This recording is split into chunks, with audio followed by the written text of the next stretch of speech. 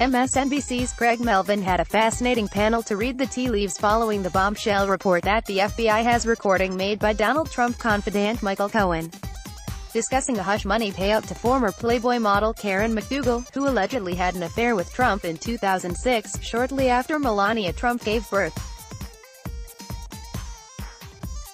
Melvin was joined by MSNBC chief legal correspondent Ari Melber and the Rev.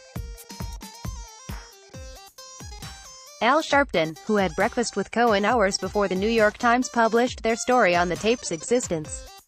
Sponsored, he reached out this last week and said, "Let's hook up and talk.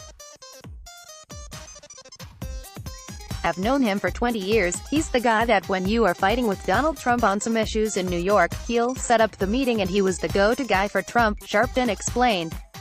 "I think Cohen made it clear to many this morning that he's not going to be some sacrificial lamb for something that was done wrongly. I have known Rev for almost 20 years. No one better to talk to. https://t.co/30q Michael Cohen, at Michael Cohen 212, July 20, 2018. I left there feeling that he's definitely going to say what he knows and means when he says," Sharpton added. MSNBC chief legal correspondent Ari Melber dissected what could be deduced from Friday's revelation that the tape exists.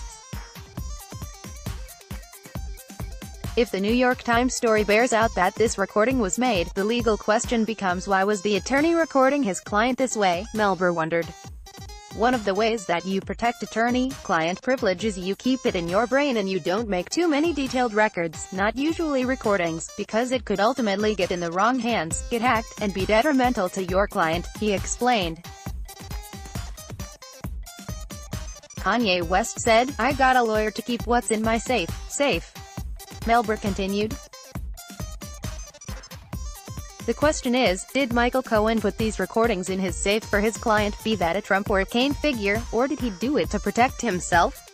We've seen clues here. The ways this is leaking and coming out, this is to protect himself, which is fascinating and potentially bad news for the White House, he continued. An insurance policy of sorts.